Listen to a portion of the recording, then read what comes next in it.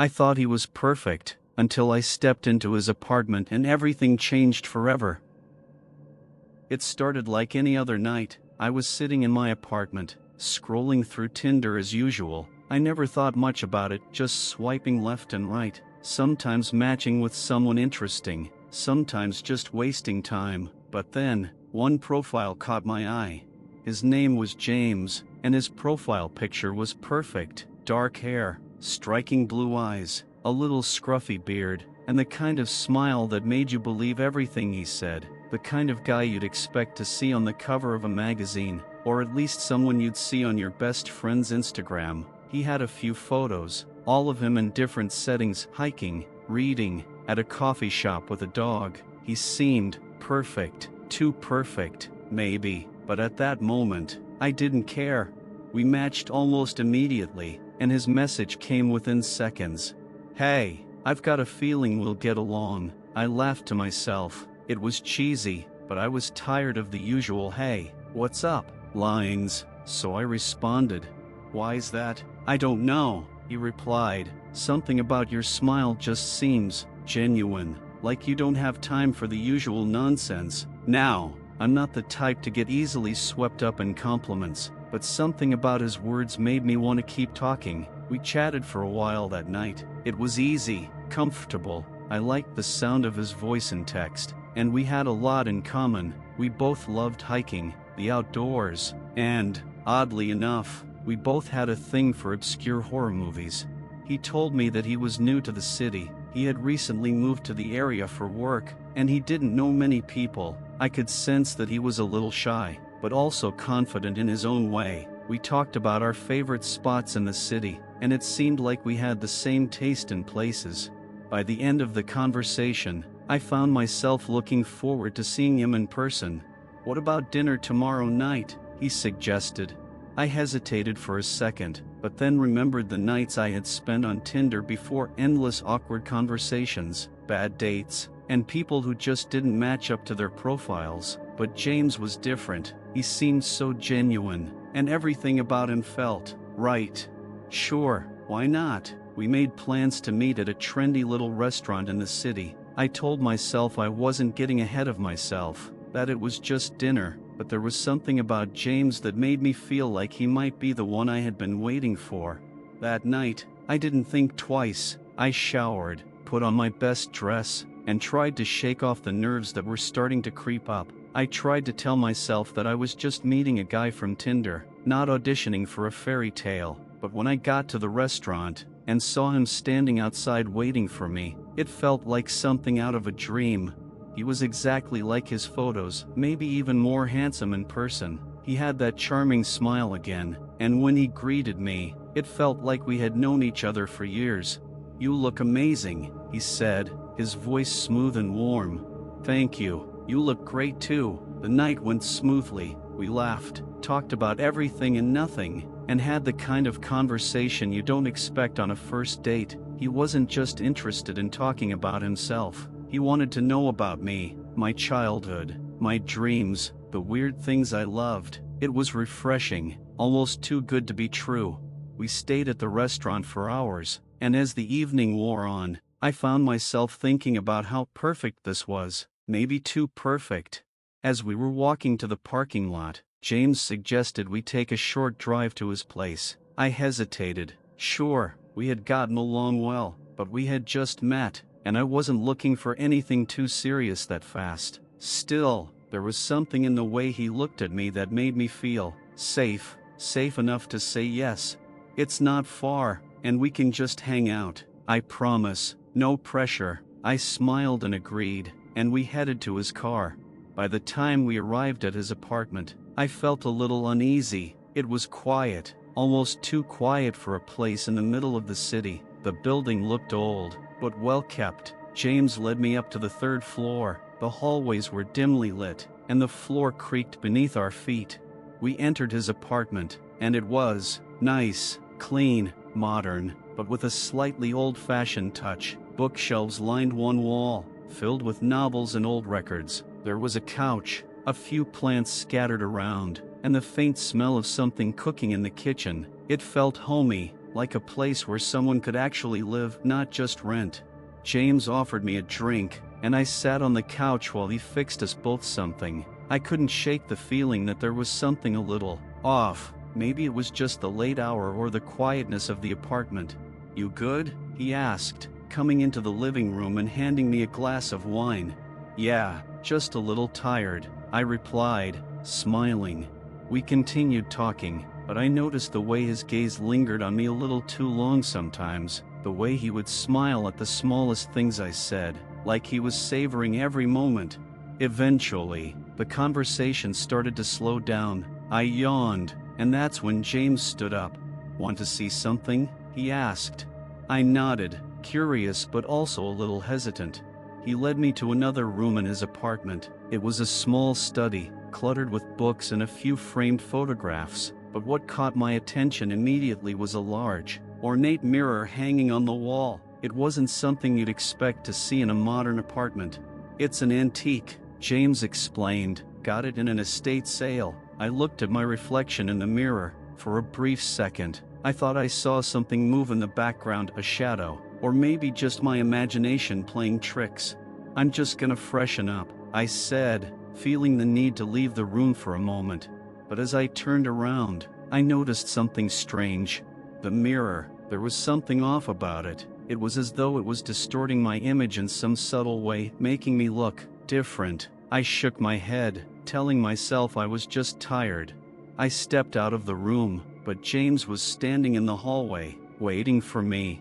"Everything okay?" I forced a smile, pushing the strange feeling aside.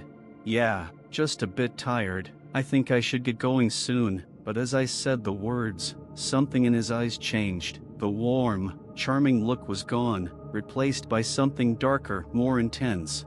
"You don't have to leave yet," he said softly, almost too softly. This story seems to be getting scarier, doesn't it? If you want more stories like this, be sure to like and subscribe to the channel. This helps create even more scary for you.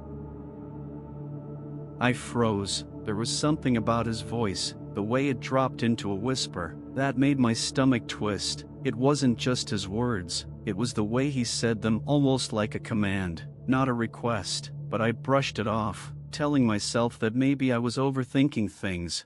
"I'm just tired, James. I don't want to be rude, but I think I should go." His expression softened, and the charming smile returned. It was so disarming, like he wasn't even bothered by my refusal. He stepped back and motioned towards the door.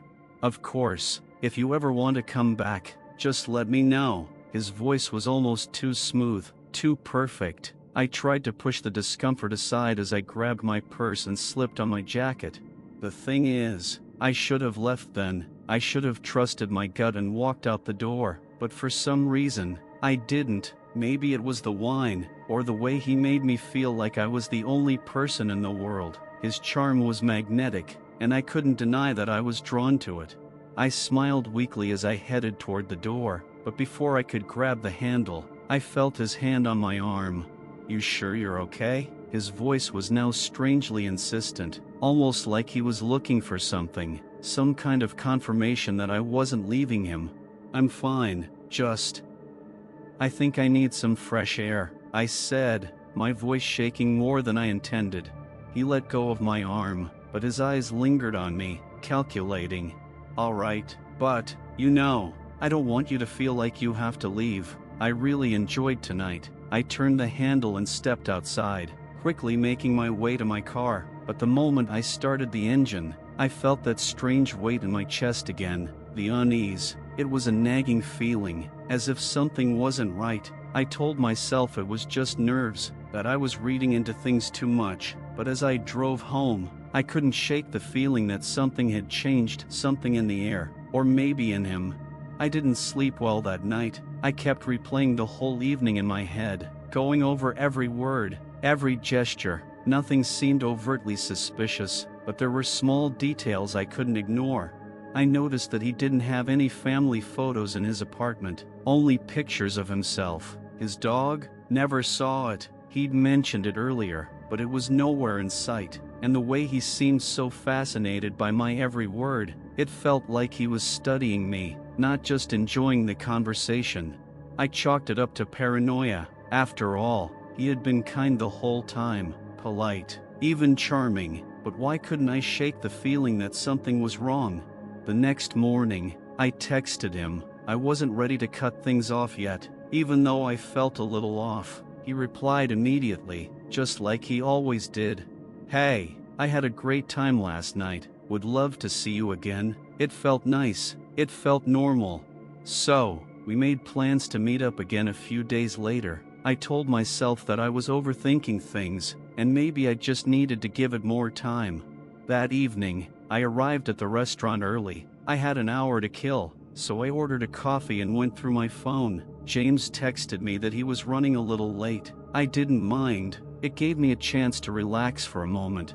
But then, just as I was about to check my notifications, I noticed something strange. His profile on Tinder was no longer up to date. The photos had changed. At first, I thought it was a glitch, but when I took a closer look, I realized that one of the photos was of him standing with a woman I had never seen before, and something about the photo didn't sit right with me. Her face was obscured, almost like she wasn't supposed to be in it. It wasn't a candid shot. It looked posed, like a staged memory he didn't want me to notice. My heart skipped a beat. I quickly dismissed it, telling myself I was just being paranoid again. Maybe he had an ex or a friend in the picture. People don't always update their profiles, but my fingers were already hovering over the unmatch button. Something told me I should do it. Something was off. Before I could press it, I felt my phone buzz. It was a message from James. "Sorry I'm late. Should be there in 5. I breathed a sigh of relief. Maybe it's nothing. He was probably just a little disorganized, like everyone else. I closed Tinder and focused on the coffee in front of me, trying to shake the feeling that had come over me. James arrived shortly after. He looked the same, as charming as ever, smiling that smile that made everything feel okay. He apologized for being late, and we ordered food and started talking, but something was off. Again, I couldn't put my finger on it, but I could feel it in the air, a tension, like he was too focused on me, too interested. The conversation was fine at first, light-hearted, but then I started to notice something strange. His questions seemed too deep, too personal. He wasn't just asking about my favorite movies or where I liked to go on weekends. He was digging into things I had never shared with anyone, not even close friends. "What's your biggest fear? Who hurt you the most growing up? What would you do if you could start over from scratch?" His eyes were locked on mine, and for the first time, I felt like he wasn't really listening. He was studying me. "I'm sorry, that's a little too personal," I said, trying to brush it off with a nervous laugh. But James didn't laugh. His face didn't change. He was still staring at me, the intensity in his gaze only deepening.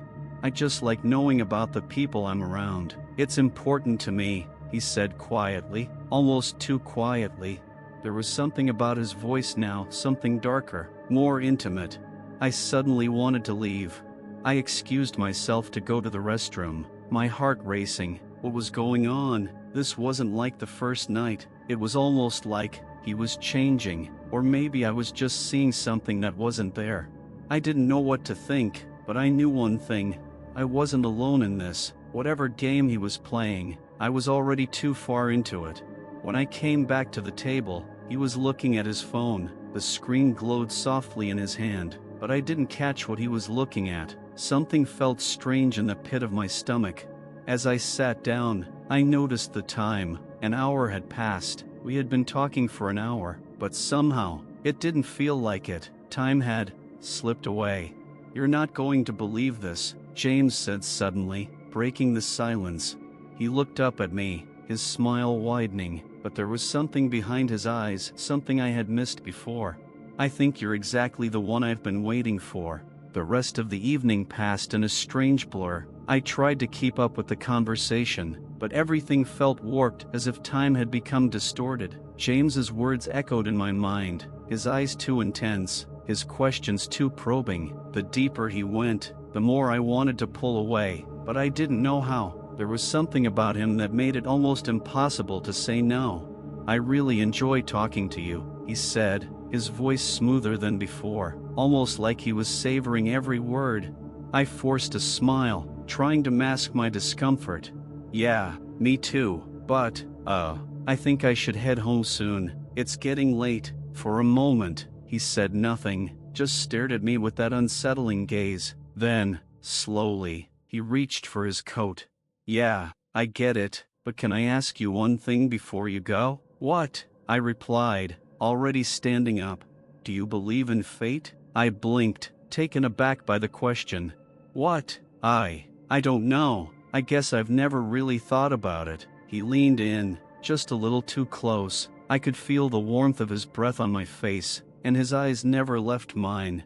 I do, he whispered. I think everything happens for a reason, and I think you and we were meant to meet. His words sent a chill down my spine. There was something too intimate about the way he spoke, something that made me want to run, but I forced myself to stay calm. Okay, well, it was nice meeting you, James, but I really should go. He stood up quickly, his movements sharp. There was no warmth in his smile now, only something darker, something predatory. You don't have to go yet, he said, his tone more insistent this time. I want to show you something. I froze. The last thing I wanted was to follow him somewhere, but there was that part of me, that part that had already been pulled into his charm, telling me I should, that maybe I was being too cautious. What is it? I asked, my voice trembling. He didn't answer right away. Instead, he turned in motion toward the hallway leading deeper into his apartment. Come on, I think you'll like it. I hesitated. Part of me screamed at me to leave, but the other part of me, the part that had already gotten too comfortable, was too curious to back out now.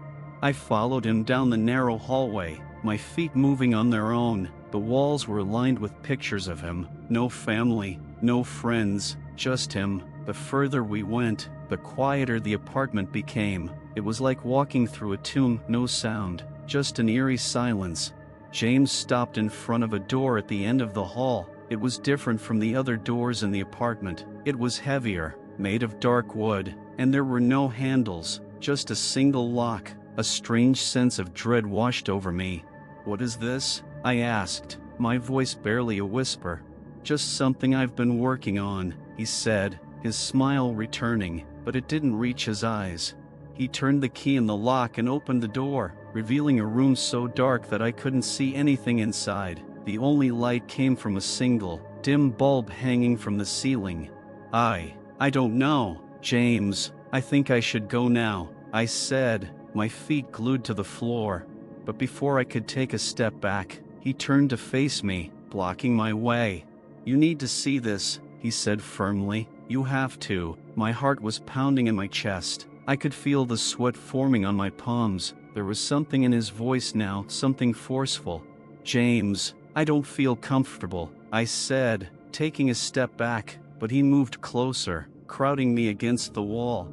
You don't need to be afraid, he said, his face dangerously close to mine. You'll understand once you see it. I could feel his breath on my face, but I didn't want to give in. My body screamed at me to run, but my feet were frozen in place. There was something terrifying about how calm he was, how controlled. James, I'm leaving now, I said, more forcefully this time.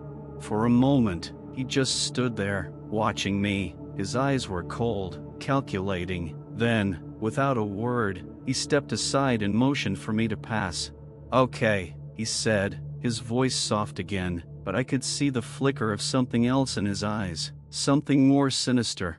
I walked quickly back toward the front door, but before I reached it, I heard him speak one last time. Don't worry, I'll see you again. We're not finished here. I didn't turn around. I grabbed my coat, slammed the door behind me, and ran down the hallway. My heart was racing, my hands trembling. I couldn't get out of there fast enough. I barely remembered the drive home. The streets blurred past me, and I felt like I was in a fog, too disoriented to make sense of what had just happened. I couldn't stop thinking about that room, the way he spoke to me, the way he stopped me from leaving.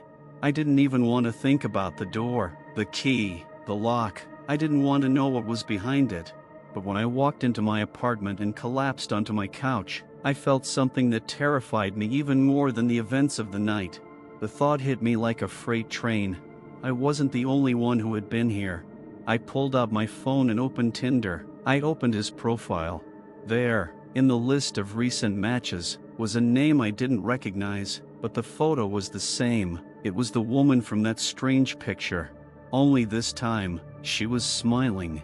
And there was something else. The caption under the photo read, "I'm so glad I found my match." The rest of the night felt like a fever dream. I couldn't shake the feeling that someone or something was watching me. I tossed and turned in bed, my mind replaying everything about James and his apartment. But the thing that haunted me the most was that mirror, the one in his study. Why did I see that shadow in the reflection? What was I missing?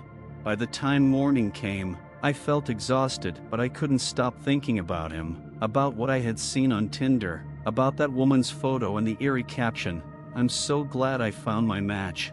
I couldn't go on like this. I needed answers. That day, I decided to confront James. Maybe I was being paranoid, but I couldn't shake the nagging feeling that he wasn't who he said he was. I called him. "Hey, James, we need to talk." He picked up after a few rings. His voice was calm, almost too calm. "Of course, what's on your mind?" I hesitated for a second, but I had to know. "About that picture, the one with the woman. Who was she?" There was a long pause, a pause that felt like an eternity. Then, he spoke. "Don't worry about her. She's just someone from my past." "What does that mean? Why was she in your profile?" I pressed, my heart pounding. "I told you before, everything happens for a reason. You'll understand soon enough." I didn't know what to say. Something in his voice sent a chill down my spine. He was too calm, too controlled. "James, I need to see you again. I need answers," I said, feeling a wave of desperation building inside me. There was a pause. Then he finally replied, "I'll send you the address. Meet me at my place tonight. And remember, you don't have to be afraid. You'll understand when you get here." I didn't like the sound of that, but I couldn't stop myself. I had to go. That night, I found myself standing in front of James's apartment building once again. It felt wrong, like I was walking into a trap I had already set for myself. The streets were dark and quiet, the kind of quiet that makes you feel like you're the only person alive. I walked up to the door, my heart pounding with each step. When I knocked, the door opened almost immediately. James was standing there, smiling as if nothing was wrong. "I knew you'd come," he said, his voice warm, almost too warm. I didn't reply. I just walked past him and into the apartment, feeling like I was crossing into another world. "Come with me," he said softly, leading me down the familiar hallway toward the room with the locked door. I froze. "James, I don't know if I can do this," I said, my voice trembling. "This, whatever this is, it's not right." He didn't say anything. He just smiled, that same unnervingly calm smile, and reached for the key. He turned it in the lock, and the door creaked open. I didn't want to go inside, but my feet moved forward anyway. I had to know the truth.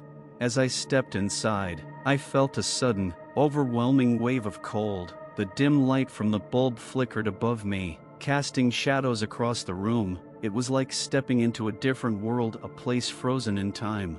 There was no furniture, just walls lined with old mirrors.